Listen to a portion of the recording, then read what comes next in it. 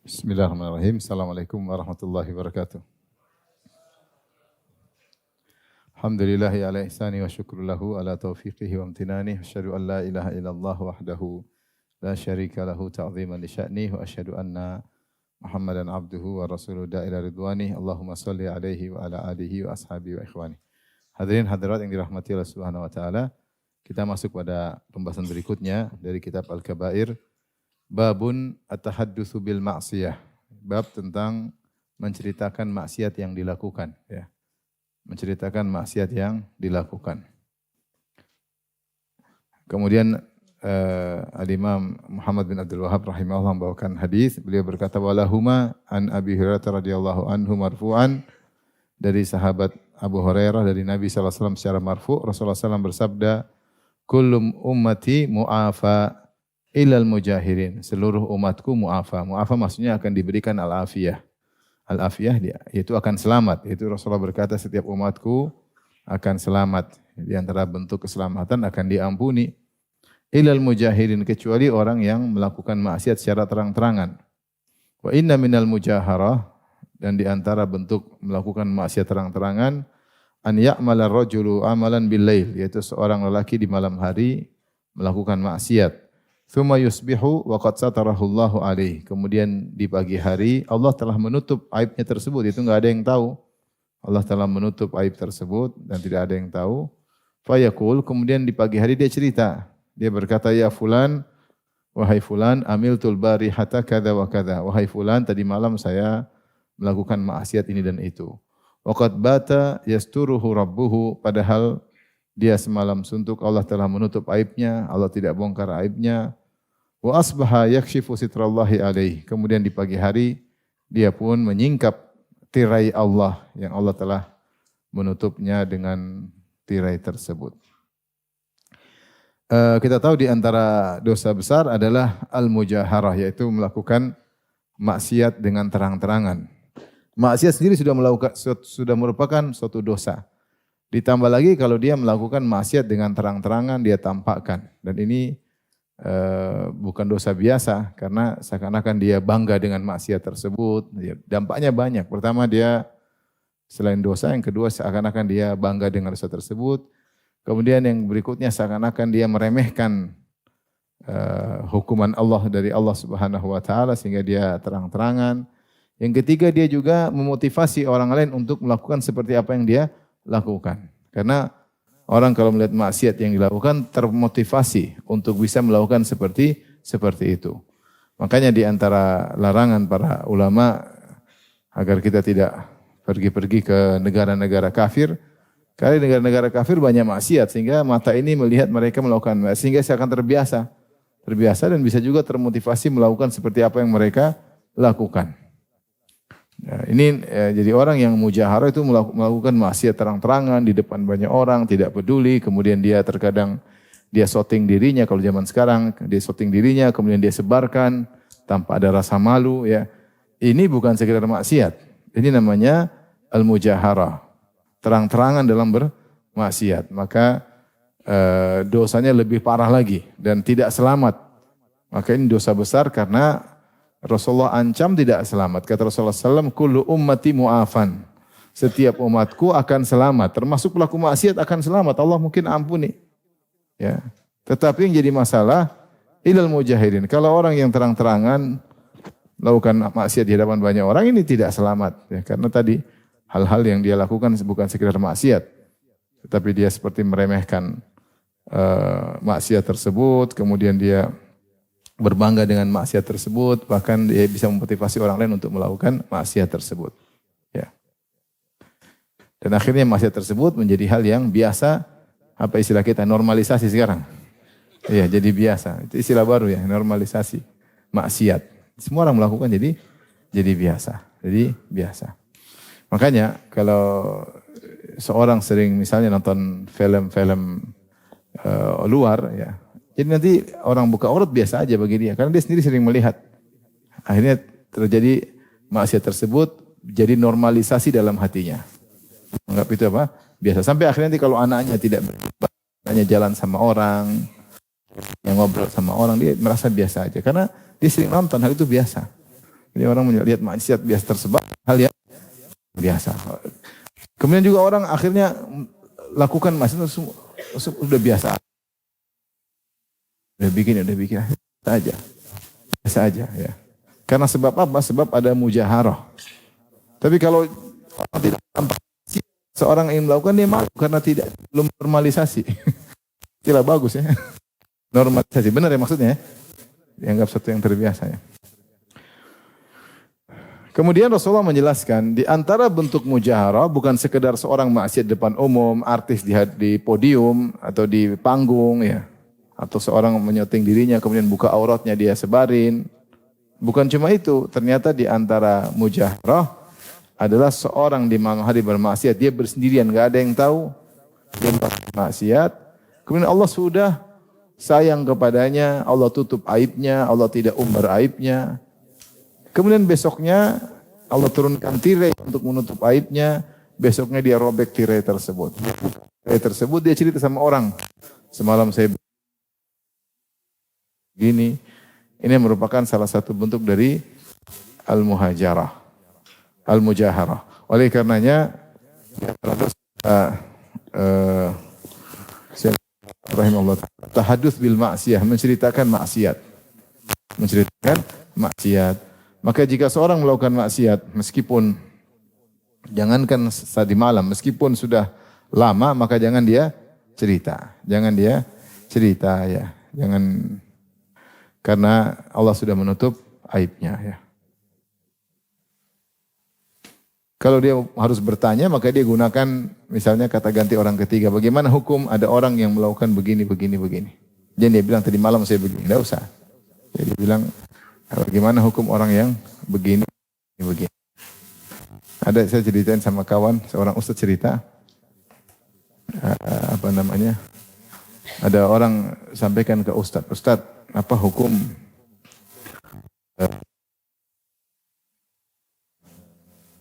zina dengan si fulanah misalnya. Apakah mungkin diterima taubatnya? Kata ustaz tersebut, mungkin bisa, insyaallah bisa. Kata dia, ustaz, tapi saya tidak bisa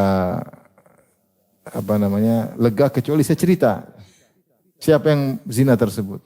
Enggak usah, yang penting Allah, insyaallah Allah ampuni. Bertobat Allah ampuni. Enggak, ustaz saya tidak lega kecuali saya cerita. Ustaznya kepancing, ya udah. Terus siapa yang berzina? Kata dia, saya dengan si fulanah, dengan istri temannya atau siapa?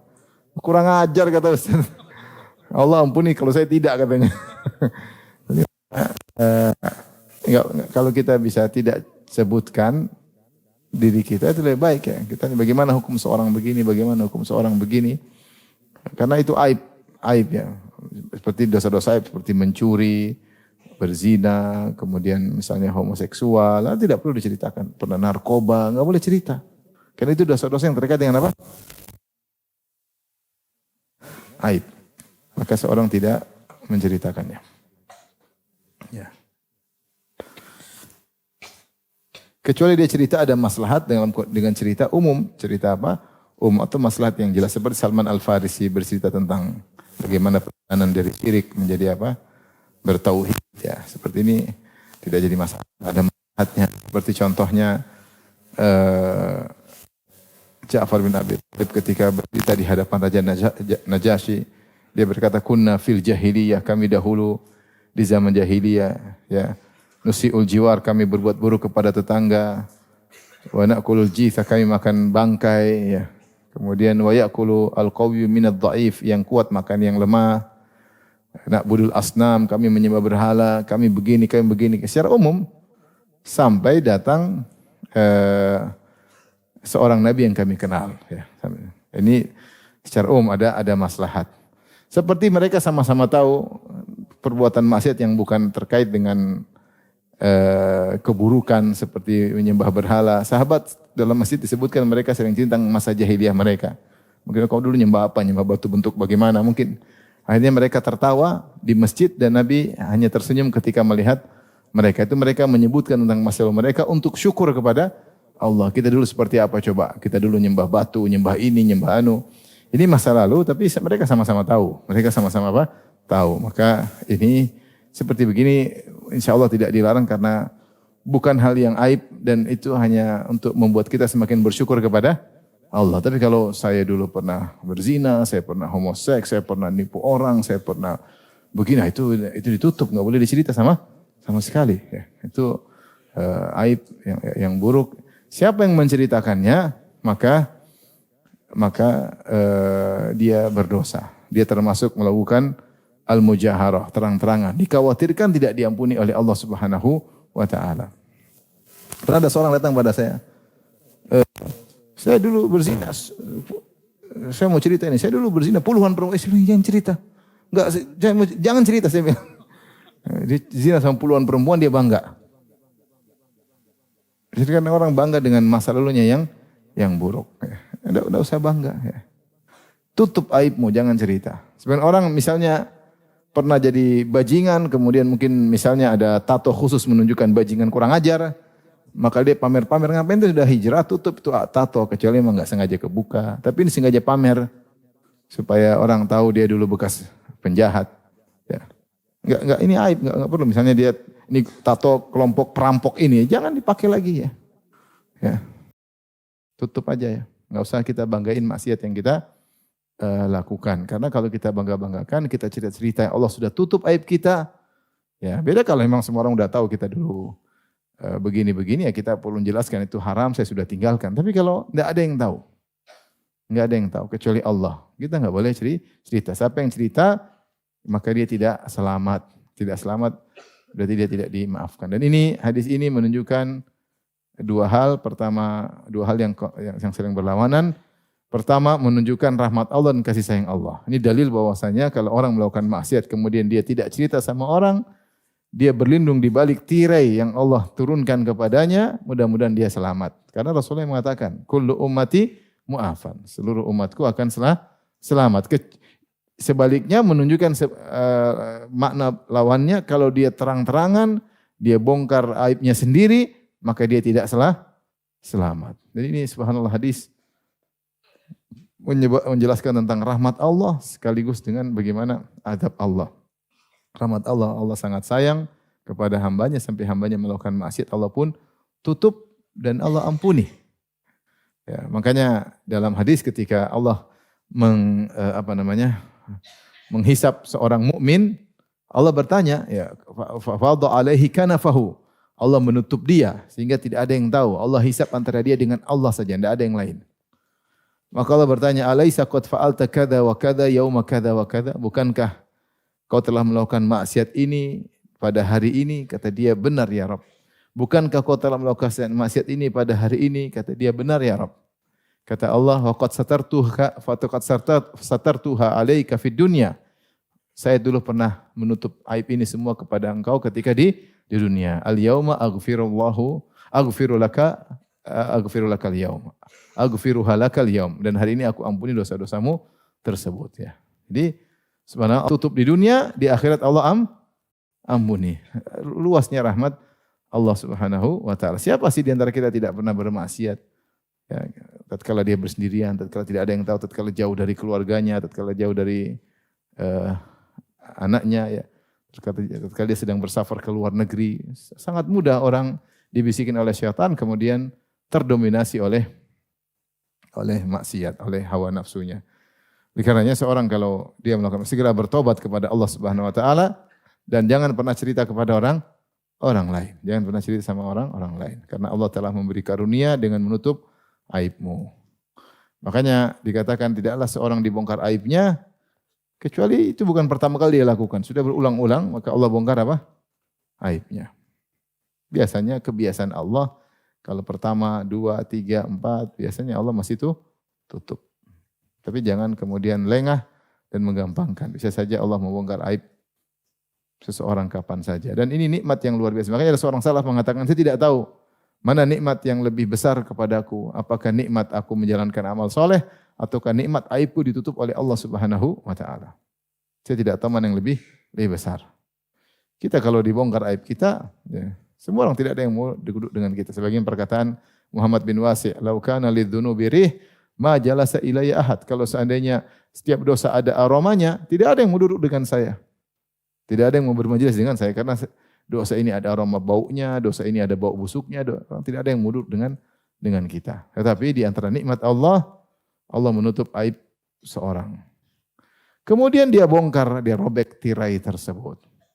Ya, dan di antara makna Allah maghfirli atau Rabbi ghufirli atau astaghfirullah, yaitu maknanya ya Allah tutuplah aibku dan jauhkanlah aku dari dampak maksiatku.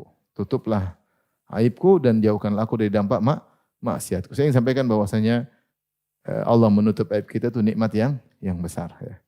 Oleh karena jangan dibuang nikmat tersebut dengan kita malah cerita kepada orang lain. Apapun yang terjadi jangan cerita. Ya. Jangan cerita. Taibah berikutnya, bahkan sama istri jangan cerita. Istri sama suami juga jangan apa? Cerita. Ketika orang ngelamar, jangan cerita sama yang tukang lamarnya. Afwan, saya pernah berzina. Jangan cerita. Jangan cerita, enggak boleh cerita. Coba dia tanya, gadis atau tidak, ya harus jujur. Sudah enggak gadis lagi. Tapi kalau dia enggak tanya, enggak perlu cerita. Afwan, perlu akhi ketahui aja. Bahwasanya saya pernah berzina. Ngapain akhi ketahui? Enggak boleh cerita. Enggak boleh cerita, itu aib. Enggak boleh cerita. Ya, kecuali kalau dia tanya masih gadis atau tidak, itu lain cerita. Terpaksa sudah tidak gadis. Tolong tutup aib saya, jangan cerita sama orang. Tapi kalau dia enggak tanya, enggak perlu cerita. Babun ma jaa fi syatmi bizina. Bab tentang mencela orang lain dengan menuduhnya berzina. Ini termasuk dosa juga ya. Dosa besar. An Abi Hurairah radhiyallahu anhu marfu'an, dari Abu Hurairah secara marfu', itu dari Nabi sallallahu alaihi wasallam, Rasulullah SAW bersabda, "Man qadhafa mamlukahu bizina yuqamu alaihi al-haddu yaumal qiyamah illa an yakuna kama qala." Siapa yang menuduh budak yang dia miliki dengan zina, dia marah, dia bilang sama budak, dasar budak pezina, dasar budak wanita pezina, dia tuduh budaknya lelaki atau perempuan dengan zina, budak lelaki atau budak wanitanya, maka kalau tidak benar tuduhan tersebut, majikannya, pemilik budak tersebut yang menuduh akan ditegakkan hukum had pada hari kiamat kelak. Kecuali yang dia tuduhkan itu benar ya. Kita tahu di antara dosa besar adalah qadful mu'minatil muhsanatil ghafilat ya. Innal ladzina yarmunal muhsanatil ghafilatil mu'minati lu'inu fid dunya wal akhirah wa lahum adzabun azim. Sungguhnya orang-orang yang menuduh-nuduh wanita yang baik-baik, wanita mukminat, maka dilaknat di dunia dan akhirat. Dan kalau dia menuduh zina, dia harus mendatangkan saksi. Kalau enggak, dia akan dicambuk. Dicambuk. Tapi lain halnya kalau majikan menuduh budaknya sendiri, karena budak milik dia. Zaman dulu ada budak ya, dan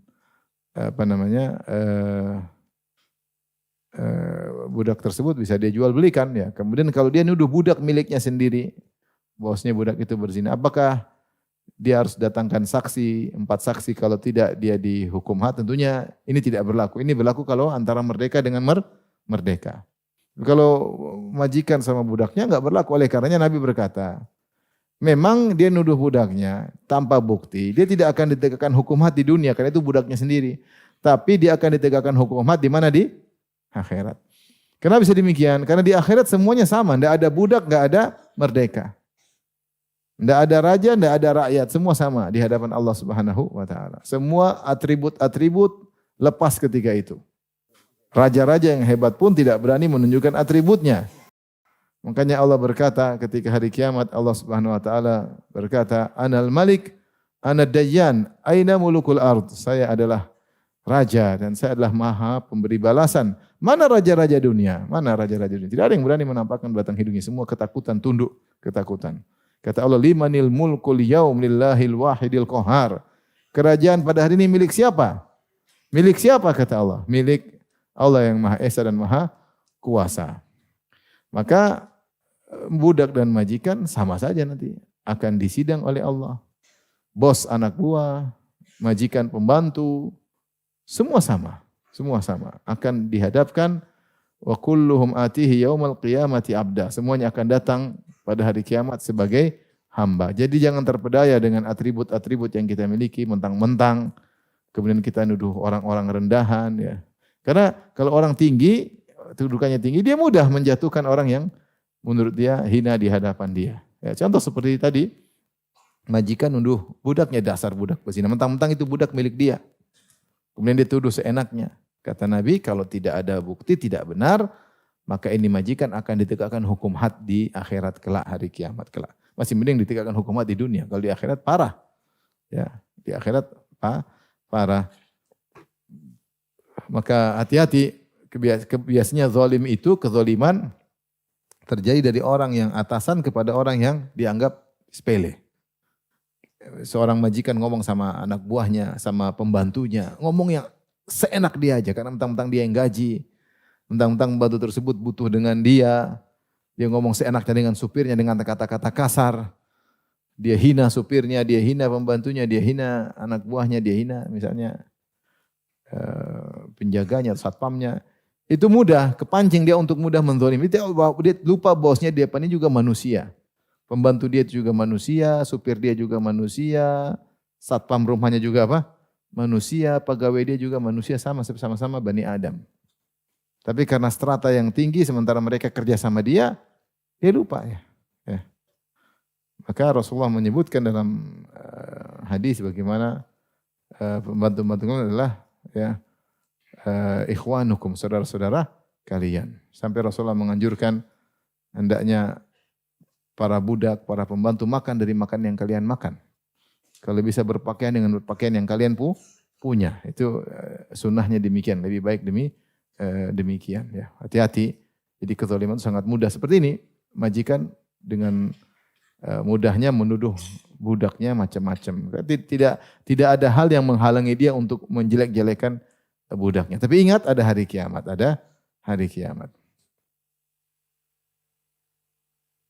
Makanya ketika Nabi melihat Abu Mas'ud memukul budaknya, kata Rasulullah, "Innallaha aqdaru alaika minka alaihi." Wahai Abu Mas'ud, Allah lebih mampu terhadap engkau daripada engkau terhadap budakmu. Kaget. Akhirnya Abu Mas'ud memerdekakan budak tersebut. Bab berikutnya, babun an-nahyu an tasmiyatil fasiqi sayyida.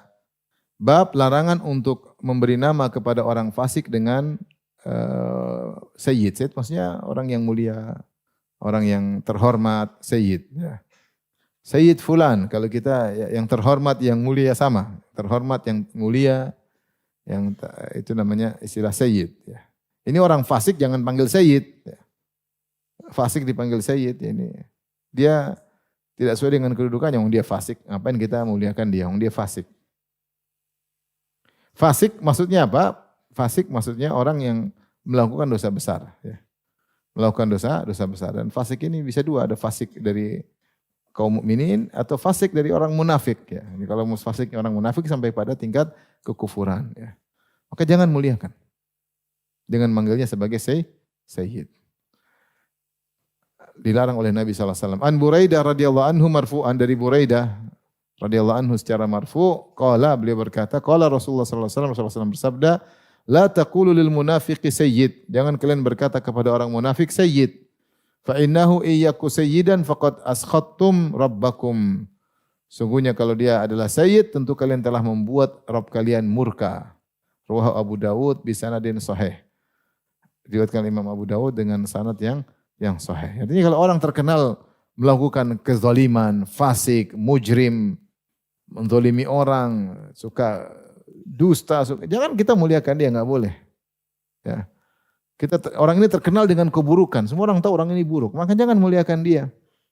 Ya, karena kalau dia diberi laqab, diberi gelar yang mulia, yang terhormat, ya, gelar-gelar yang luar biasa, ya. Maka dia akan terus melakukan kezaliman tersebut. Dia terus melakukan kezaliman. Dia bangga melakukan kezaliman tersebut. Dan ini membuat Allah murka. Bagaimana orang yang melanggar aturan-aturan Allah, yang meninggalkan syariat Allah, yang melakukan dosa-dosa, kemudian kita malah muliakan. Maka ini bentuk secara tidak langsung penentangan terhadap Allah. Ini orang Allah hinakan, kau malah muliakan. Bukankah orang terkenal dengan keburukan dihinakan oleh Allah? Dihinakan, tapi kau malah memuliakan. Maka ini berbahaya. Maka Rasulullah mengatakan, jangan kau berkata kepada orang munafik sayyid, ya.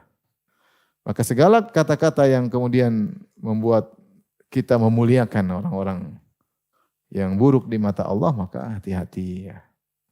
Ada orang kafir datang kemudian kita muliakan luar biasa, kita seakan-akan dia orang hebat. Nah, orang nanti ketika dia dimuliakan padahal orang penyebar kesyirikan, penyebar kemaksiatan, kemudian kita muliakan, akhirnya banyak orang yang terpesona, akhirnya ikut-ikutan. Enggak usah, ya sudah. Ngapain kita kemudian muliakan ya. Ya udah kalau dia sebagai manusia, tapi tidak perlu kita beri gelar-gelar yang terhormat, yang ini, yang anu, yang ini, yang anu, yang ini. Ngapain? Apalagi orang yang menyeru kepada kekufuran. Ada yang menyeru kepada kufuran, yang mengatakan homoseksual halal. Kemudian kita malah yang mulia, yang mulia, yang mulia. Gimana di hadapan Allah? Ini orang penyuruh kepada kesyirikan. Orang penebar kesyirikan. Orang ini pembela golongan homoseks. Kemudian kita malah yang mulia berbangga-bangga dengan dia. Ini hal yang tidak tepat. Ya, karena orang yang melakukan perbuatan-perbuatan yang Allah benci malah kita muliakan. Maka kata Nabi SAW, faqad askhattum rabbakum. Sungguh kalian telah membuat murka Rabb kalian. Karena harusnya dihinakan malah kalian muliakan ya. Banyak, bayangkan kalau ada tukang misalnya, saya gampang misalnya ada tukang maksiat, taruhlah tukang penyanyi dangdut kemudian pakai baju-baju yang terbuka. Kemudian kita muliakan, silakan yang mulia, yang mulia. Kayak kita lagi iklan maksiat, ya enggak? Kita iklan maksiat karena kita memuliakan dia dengan maksiatnya. Sekarang kita melegalkan maksiat tersebut, harusnya enggak usah dia tukang maksiat. Ngapain kita muliakannya? Malah kita bangga-banggakan. Nah ini membuat Allah murka. Kenapa orang ini fasik, terkenal dengan maksiat yang dia lakukan. Terang-terangan dia lakukan. Terang-terangan dia umbar auratnya, terang-terangan dia bermaksiat, kemudian kita muliakan. Ya, jangan. Baik, kita lanjutkan.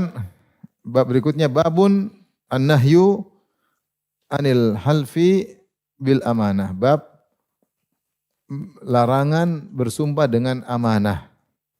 Bersumpah dengan amanah. Kita tahu bahwasanya di antara sumpah yang dibolehkan adalah bersumpah dengan nama Allah ya, atau dengan sifat-sifat Allah Subhanahu wa taala ya. Kita bersumpah demi Allah wa rabbil Ka'bah ya. Ini kita bersumpah dengan nama Allah, atau kita bersumpah misalnya dengan firman Allah ya.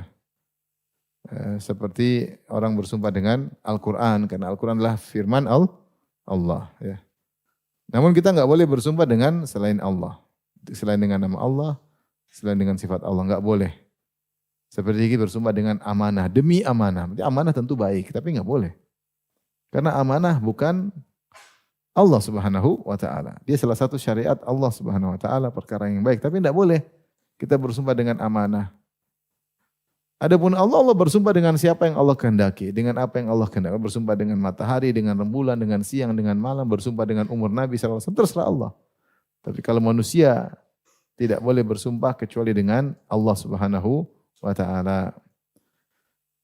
Rasulullah bersabda dari Buraidah radhiyallahu anhu secara marfu, "Man halafa bil amanati falaysa minna." Siapa yang bersumpah dengan amanah, yaitu demi amanah, aku akan memperjuangkan hal ini demi amanah, aku akan begini. Tidak boleh, harusnya bilang demi Allah. Maksud dia baik, tapi tidak boleh. Ini syirik dalam lafal. Rawahu Abu Daud bisanadin sahih. Hadis riwayat Abu Daud dengan sanad yang sahih. Makanya Rasulullah SAW bersabda, "Man kana halifan falyahlif billah." Siapa yang bersumpah, hendaknya dia bersumpah dengan Allah, nama Allah Subhanahu wa taala. Dalam hadis yang lain Rasulullah tegaskan, "Man halafa bi ghairillah faqad kafar au asyrak." Siapa yang bersumpah dengan nama selain Allah, maka dia telah kufur atau dia telah syirik. Ya. Di antara selain Allah adalah bersumpah dengan amanah. Tidak boleh kita bersumpah demi amanah. Demi misalnya tumpah darah. Misalnya demi orang tua. Demi kakek. Demi nenek moyang. Ini semua tidak boleh. Ini semua makhluk. Tidak boleh. Bersumpah dengan nama Allah. Demi Allah. Rasulullah bersabda, "La tahlifu bi abaikum wala ummahatikum. Faman kana halifan falyahlif billah." Janganlah kalian bersumpah dengan nama-nama bapak-bapak kalian ataupun nama ibu-ibu kalian. Siapa yang bersumpah makanya bersumpah dengan nama Allah. Yang bilang demi bapakku bersumpah, demi ibuku, demi nenekku, demi mbahku, ya enggak boleh ya. Demi moyangku, enggak boleh. Ya, kita semua mengagungkan nenek moyang kita semua mencintai orang tua kita, tapi tidak boleh kita bersumpah demi abi, demi ayah, enggak boleh. Sumpah harus dengan nama Allah. Karena ini syirik. Makanya Rasulullah mengatakan, man halafa bi ghairillah, siapa yang bersumpah dengan nama selain Allah faqad kafara au asyrak, dia telah kafir atau dia telah syirik. Seperti di antaranya bersumpah dengan amanah. Maka tidak boleh demi negeri, demi bangsa, demi tumpah darah, demi nenek moyang, demi tradisi, dengan niatnya untuk sumpah. Ya, beda kalau demi maksudnya untuk, ya. Kalau untuk beda. Untuk orang tuaku aku akan begini, untuk membela negeri itu lain. Tapi kalau sumpah maksudnya maka tidak boleh kecuali dengan Allah Subhanahu wa taala.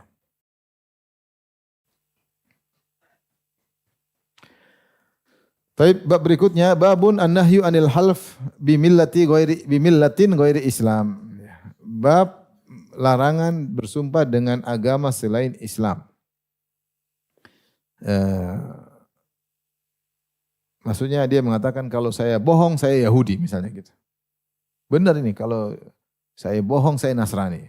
Kalau saya bohong saya ateis misalnya. Ini enggak boleh seperti ini. Dia maksudnya baik dia untuk menekankan tapi enggak boleh. Enggak boleh. Karena orang yang mengatakan demikian dia kayak menganggap agama lain tuh ada nilainya gitu, atau dia menganggap agama Islam tuh ya dia kok berani dia ngomong gitu, kalau saya bohong saya Yahudi. Ngapain ya? Yahudi, Nasrani, agama Islam tidak diterima oleh Allah. Ya. Harusnya dia tidak nyerempet-nyerempet ke situ, enggak boleh ya. Kalau dia mau menekankan suatu pernyataannya bersumpahlah dengan nama Allah ya. Atau dengan yang lain yang penekanan-penekanan lain, tidak mesti dengan sumpah. Seperti orang yang mengatakan demikian, maka ini buruk ya. An Abi Zaid radhiyallahu taala anhu qala, dari Abu Zaid radhiyallahu anhu sahabat yang mulia, beliau berkata qala Rasulullah sallallahu alaihi wasallam bersabda, man halafa bi millatin ghairil Islam kadziban muta'ammidan fahuwa kama qala akhrajahu. Siapa yang bersumpah dengan agama selain Allah dan dia dusta dan sengaja, maka dia seperti apa yang dia ucapkan. Kalau dia jujur aja enggak boleh, apalagi kalau dia bohong. Kalau saya yang curi barang itu, saya Yahudi. Nah, ini misalnya, ternyata dia yang curi. Ini gimana? Kata Nabi, fahuwa kama qala, dia seperti apa yang dia ucapkan. Ya. Maka ngeri ya.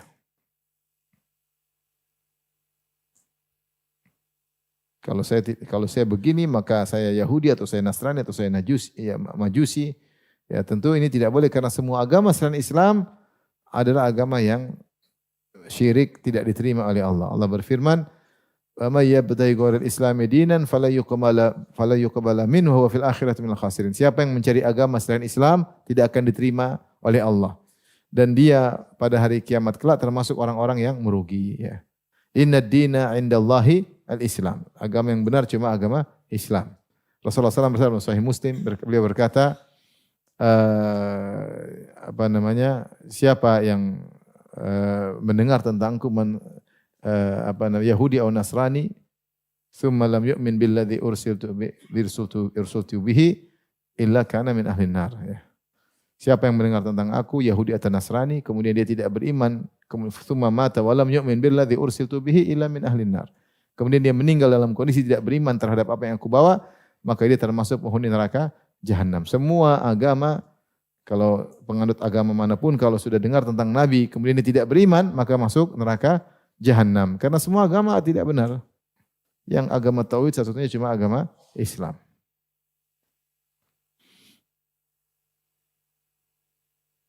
Ini adalah dalil-dalil yang mengancam luar biasa, bahaya. Orang bercanda begini, main-main begini ternyata dia bohong, maka mengerikan. Hadis berikutnya wa an Buraidah radhiyallahu anhu qala Rasulullah sallallahu alaihi wasallam, Ini menunjukkan bagaimana Islam itu perhatian terhadap lafal. Jangan main-main masalah syirik. Jangan nyerempet-nyerempet masalah apa? Syirik. Sumpah dengan amanah tidak boleh. Kayak gini tadi, kalau saya bohong, saya Yahudi, saya Majusi, ini juga enggak boleh ya. Man halafa faqala ana bari'un minal Islam. Siapa yang bersumpah dan dia berkata, saya berlepas diri dari Islam. Fa in kana kadziban fa huwa kama qala. Kalau ternyata dia dusta, maka dia seperti apa yang dia ucapkan, dia berlepas diri dari Islam. Wa in kana shadiqan falan yarji' al-Islam saliman. Kalau dia ternyata jujur, dia tidak akan kembali kepada Islam dengan selamat. Itu ada kekurangan dalam Islamnya. Karena kalau Islamnya sempurna, dia enggak akan ngomong begitu. Dia enggak akan ngomong saya kalau bohong, meskipun dia jujur. Saya kalau bohong, saya Yahudi. Dia enggak akan ngomong begitu. Dia tahu buruknya Yahudiyah, buruknya Nasraniyah, buruknya agama lain. Kemudian dia ngomong begitu, berarti dia kayaknya meremehkan Islam. Kalaupun ternyata dia jujur, kata Nabi, wa in kana shadiqan, kalau dia jujur atas sumpahnya tadi, falan yarji ilal islami saliman. Dia tidak akan kembali lagi dalam Islam selamat seperti sedia kala. Karena ada masalah dalam apa? Akidahnya. Orang yang mengagungkan Islam tidak akan ngomong seperti itu. Rawahu Abu Dawud ya.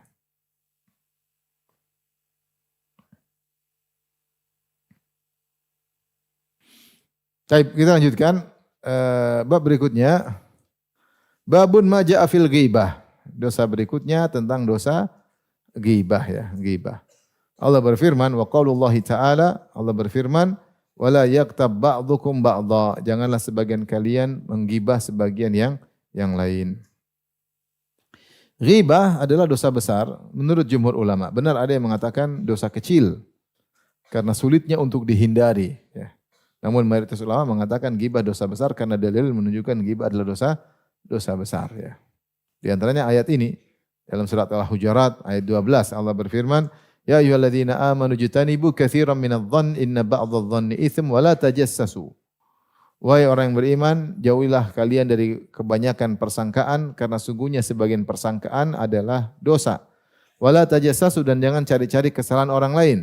Wala yaktab ba'dukum ba'dha, dan janganlah sebagian kalian menggibah sebagian yang lain. Ayuhibbu ahadukum an ya'kula lahma akhihi maita. Apakah salah seorang dari kalian suka memakan bangkai daging saudaranya yang sudah mati? Fakarihtumu, tentu kalian tidak suka.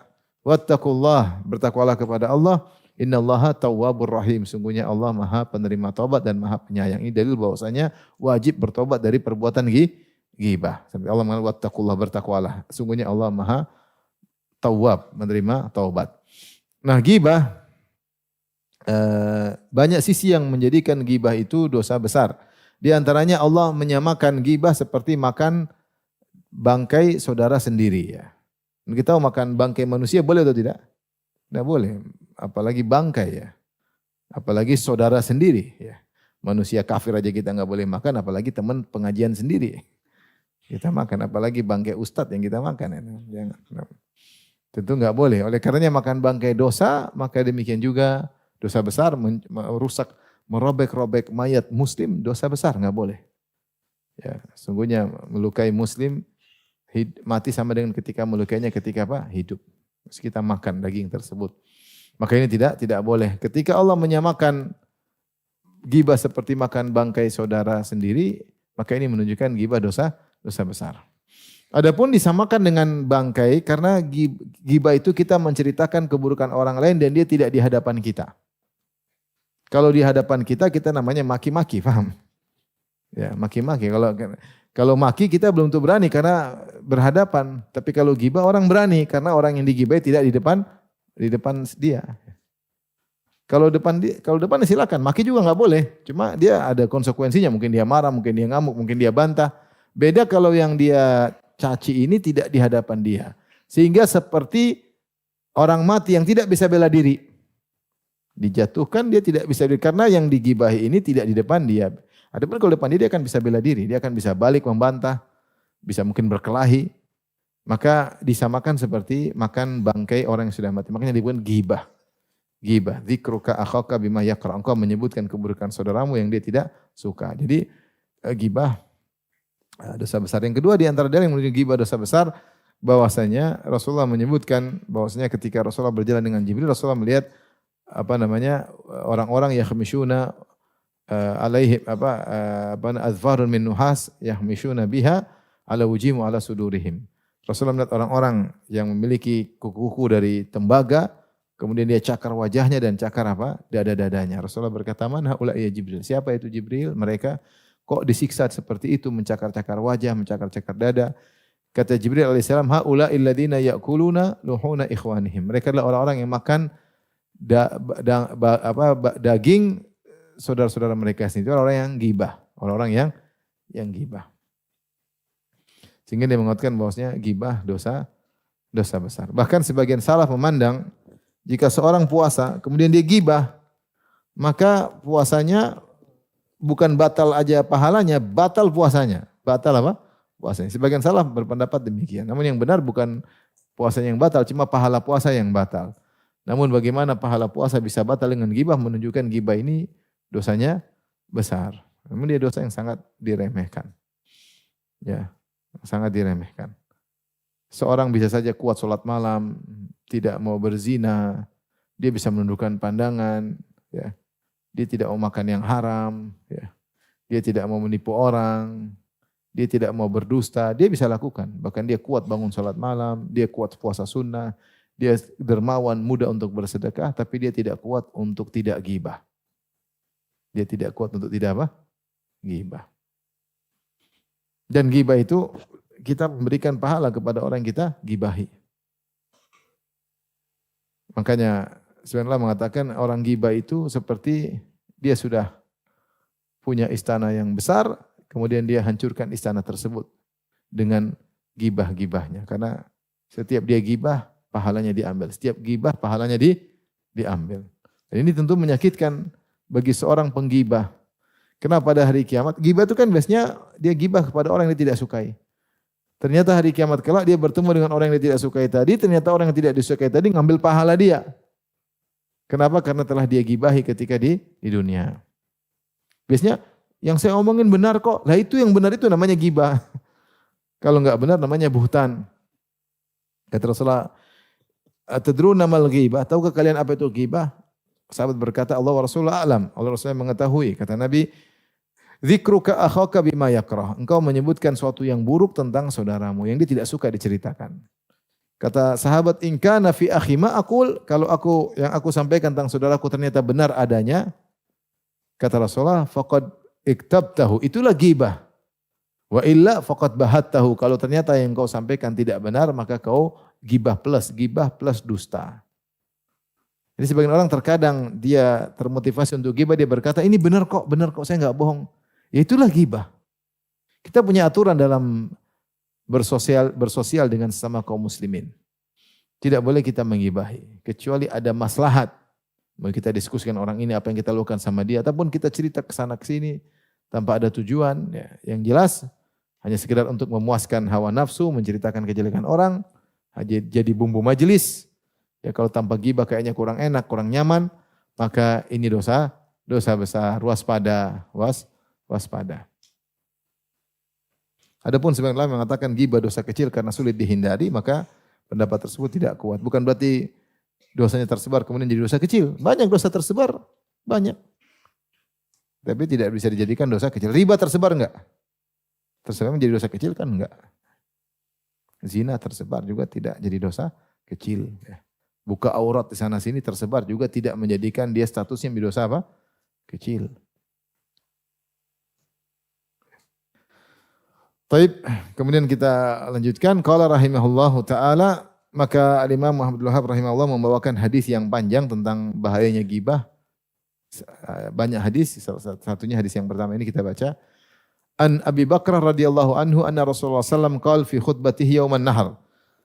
Dari Abu Bakar radhiyallahu anhu bahwasanya Rasulullah sallallahu alaihi wasallam berkata ketika khutbahnya di hari nahar, itu ketika haji. Yauman nahar tanggal berapa itu? 10 Dzulhijjah. Sebelumnya hari Arafah tanggal berapa? 9 Dzulhijjah. Setelahnya hari Arafah 11, 12, 13 di hari Arafah. Hari apa? Tasyrik, hari tasyrik. Ketika hari nahar Rasulullah berkhutbah dan disebutkan ketika Rasulullah berhaji Rasulullah berkhutbah dalam beberapa tempat. Di antaranya ketika hari Arafah Rasulullah berkhutbah. Ketika hari nahar juga Rasulullah berkhutbah. berkhutbah. Ketika di tengah-tengah hari tasyrik Rasulullah SAW juga berkhutbah. Ya, Rasulullah sering kasih nasihat ketika haji. Di antaranya, dan ini Rasulullah berkhutbah di hadapan, ada yang mengatakan 120.000 orang. 120.000 orang. Karena yang berhaji bersama Nabi, ada khilaf. Ada yang mengatakan 80.000, ada yang mengatakan 100.000, ada yang mengatakan 120.000. Dan itu jumlah yang banyak di zaman itu. Zaman itu di mana manusia cuma masih sedikit. Maka Rasulullah berkata, ayu syahrin hadha. Tahu kalian ini bulan apa? Fasakatna hatta dhonanna annahu sayusammihi bi ghairi ismihi. Kami bingung, Rasulullah tanya, bulan apa ya? Kita sama-sama tahu ini bulan Dzulhijjah. Para sahabat bingung, para sahabat diam. Masa Rasulullah enggak tahu? Mau jawab bagaimana? Kami diam. Kami khawatir Rasulullah merubah namanya. Jangan-jangan namanya beda. Ayu syahrin hadha. Tahu enggak bulan apa ini? Diam aja, padahal semua tahu. Rasulullah berkata, alaisa Dzulhijjah? Bukankah ini bulan Dzulhijjah? Qulna bala, tentu ya Rasulullah. Ya sama-sama tahu. Rasulullah bertanya lagi, fa ayu baladin hadza? Ini negeri apa ini? Semua orang tahu tanah haram, kota Mekah. Fasakatna, kami pun diam, enggak berani jawab. Hatta dhananna annahu sayusammihi bi ghairi ismihi. Sampai kami menyangka Rasulullah akan merubah namanya dengan nama yang lain. Faqala, Rasulullah jawab sendiri, alaisa baladallahil haram? Bukankah ini adalah tanah haram Mekah? Qulna bala, kata kami tentu ya Rasulullah. Qala fa ayu yaumin hadza? Ini sekarang hari apa ini? Semua tahu hari nahar. Tapi enggak ada yang berani jawab. Fasakatna, kami pun diam. Hatta dhananna annahu sayusammihi bighairi ismihi. Sampai kami menyangka Rasulullah akan memberi nama dengan nama yang lain. Faqala alaysa yauman nahri? Bukankah ini adalah hari nahar? Faqulna bala, kami berkata tentu ya Rasulullah. Rasulullah ingin menekankan bahwa sini semua kita sekarang sedang berada di bulan haram, di tanah haram, di hari yang sangat mulia, hari terbaik, afdalu ayami sanah, hari terbaik sepanjang tahun, hari apa? Nahar. Kalau malam terbaik, malam Lailatul Qadar. Tapi kalau hari terbaik, hari nahar. Di bulan haram, di tanah haram. Maka Rasulullah berkata, fa inna dima'akum wa amwalakum wa aradakum alaikum haram ka hurmati yaumikum hadza fi syahrikum hadza fi baladikum hadza. Sungguhnya darah kalian haram, tidak boleh kalian tumpahkan, harta kalian haram, tidak boleh kalian ambil, rampas harta orang. Wa aradakum alaikum haram, dan harga diri kalian juga haram, tidak boleh dijatuhkan. Sebagaimana kehormatan hari ini, sebagaimana haramnya hari ini, sebagaimana haramnya bulan ini, bulan haram, bulan Dzulhijjah, dan sebagaimana haramnya tanah Mekah. Ya, sebagaimana haramnya tanah Mekah. Ini menjadi perhatian di sini. Rasulullah mengatakan, ingat yang diharamkan untuk dilanggar bukan cuma darah, bukan cuma harta, harga diri pun tidak boleh dilanggar. Kebanyakan orang kalau suruh numpahkan darah tidak berani, atau nyuri harta orang tidak berani, tapi kalau melanggar harga diri orang berani. Menggibah, menjatuhkan, meremehkan, merendahkan. Kemudian kata Rasulullah SAW, wasatalqauna rabbakum fayas'alukum an a'malikum. Kalian akan bertemu dengan Rabb kalian dan dia akan bertanya tentang amalan kalian. Ini perhatian bagi kita semua. Kita akan bertemu dengan Allah dengan amal yang kita lakukan. Maka seorang jika ingin beramal, dia pikir dulu, ridhokah dia bertemu Allah dengan bawa amal ini? Kalau dia ridho, lakukan. Kalau enggak, berhenti. Alaf tarji'u ba'di kuffaran yadri'u ba'dukum riqaba ba'd. Janganlah setelah sepeninggalku kalian balik menjadi kafir, saling membunuh di antara kalian. Ala falyuballighis syahidu minkumul ghaib. Hendaknya yang hadir menyampaikan kepada yang tidak hadir. Ya, ini dalil bahwasanya ilmu disebarkan. Seorang untuk ilmu untuk perbaiki dirinya sendiri dan untuk menyampaikan kepada orang lain, ya. Fala alla ba'dha man yuballighuhu an yakuna au mimman sami'ahu. Bisa jadi orang yang disampaikan lebih ngerti daripada yang mendengar langsung. Ini mungkin terjadi. Maka sampaikan, siapa tahu yang disampaikan lebih paham. Tsumma qala ala hal ballagt? Tidakkah aku telah menyampaikan wahai kalian? Qulna na'am, ya engkau telah menyampaikan. Qala Allahumma syhad, ya Allah saksikanlah. Qala hatsalatan, Rasulullah begini, Allahumma syhad. Allahumma syhad. Allahumma, ya Allah persaksikan karena mereka telah mengaku aku telah menyampaikan seluruh amanah. Maka kata Nabi, ya Allah saksikanlah persaksian mereka. Ini dia sepanjang, tapi intinya saya ingin sampaikan bahwasanya Nabi menyampaikan yang tidak boleh dilanggar bukan cuma darah, bukan cuma harta, tapi juga apa? Harga diri. Dan di antara bentuk pelanggaran terhadap harga diri orang lain adalah dengan menggibahnya, meremehkannya, menjatuhkannya sementara dia tidak hadir. Demikian saja kajian kita. Insyaallah kita lanjutkan pada kesempatan ini masih tentang bab ghibah. Insyaallah pekan depan ada pengajian. Tapi demikian saja kajian kita. Wabillahi taufiq. Assalamualaikum warahmatullahi wabarakatuh.